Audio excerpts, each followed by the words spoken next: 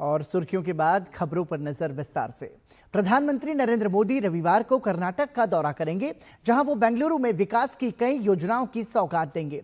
इनमें खास है 3 नई वंदे भारत एक्सप्रेस ट्रेन और नई नम्मा येलो लाइन मेट्रो। बेंगलुरु से देखिए हमारे संवाददाता अभिषेक सिंह की ये खास रिपोर्ट।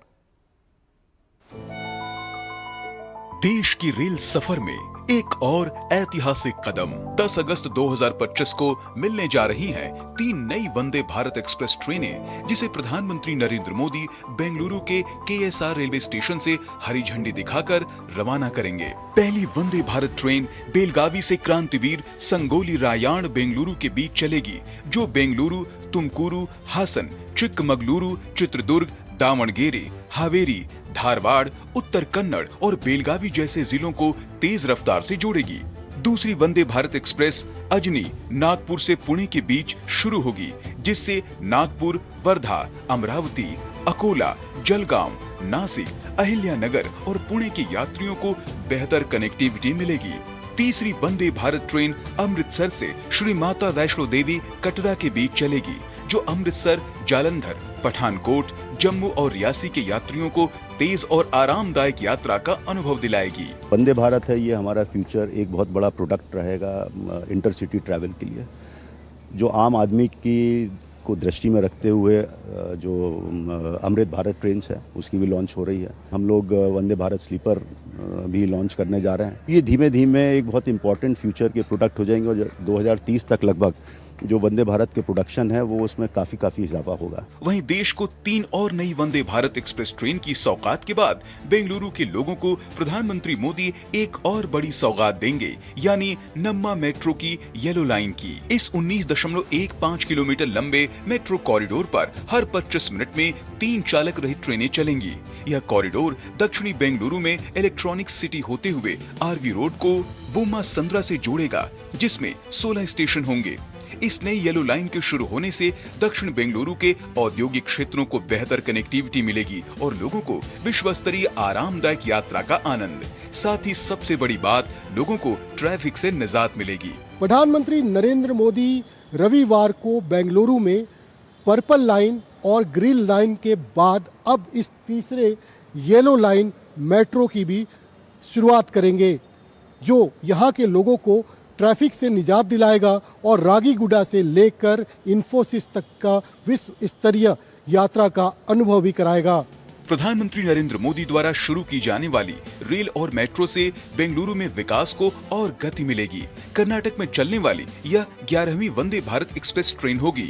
वहीं आंकड़ों पर नजर डालें तो देश भर में वंदे भारत ट्रेन 144 सेवाओं के जरिए 24 राज्यों और केंद्र शासित प्रदेशों तक पहुँच चुकी है, जो अब 150 तक पहुंच जाएगी। सरकार का लक्ष्य अगले 3 वर्षों में 200 और वंदे भारत ट्रेनों को शुरू करने का है।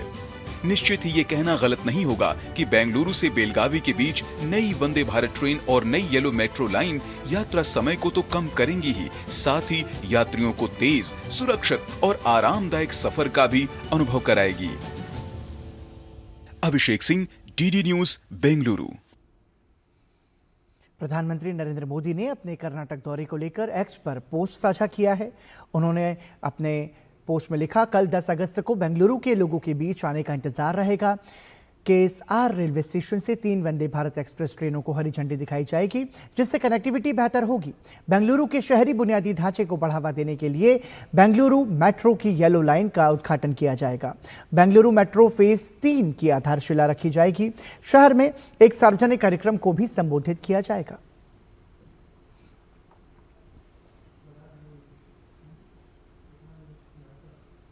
प्रधानमंत्री नरेंद्र मोदी 10 अगस्त को बेंगलुरु मेट्रो की येलो लाइन का उद्घाटन करेंगे। ये मेट्रो लाइन साउथ बेंगलुरु को मेट्रो सेवा से जोड़ेगी। करीब 19 किलोमीटर लंबी इस लाइन में कुल 16 स्टेशन होंगे और ये बेंगलुरु के इलेक्ट्रॉनिक सिटी से गुजरेगी। ये प्रोजेक्ट लगभग 7,000 करोड़ रुपए की लागत से तैयार किया गया है। इस मेट्रो प्रोजेक्ट के बारे में डीडी न्यूज संवाददाता अभिषेक सिंह ने बेंगलुरु मेट्रो के निदेशक सुमित भटनागर से खास बातचीत की। प्रधानमंत्री नरेंद्र मोदी रविवार को बेंगलुरु में येलो लाइन मेट्रो सेवा की शुरुआत करेंगे।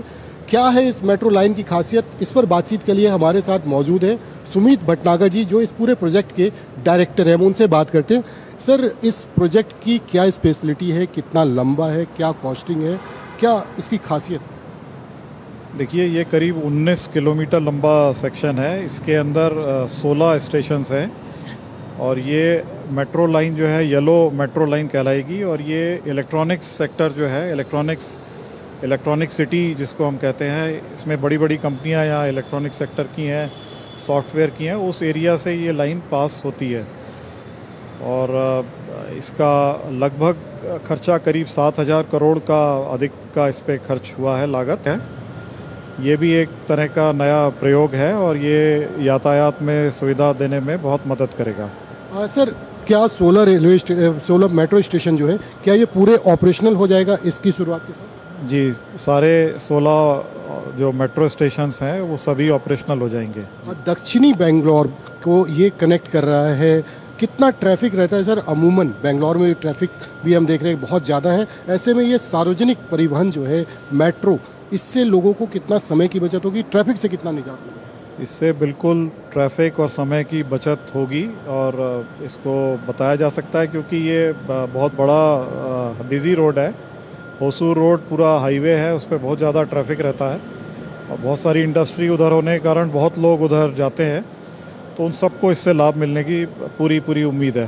धन्यवाद सर, दूरदर्शन से बातचीत के लिए। निश्चित तौर पर बेंगलुरु में मेट्रो की शुरुआत से यहाँ के लोगों को ट्रैफिक से भी निजात मिलेगी और साथ साथ यहाँ पे जो विकास है उसे भी गति मिलेगी।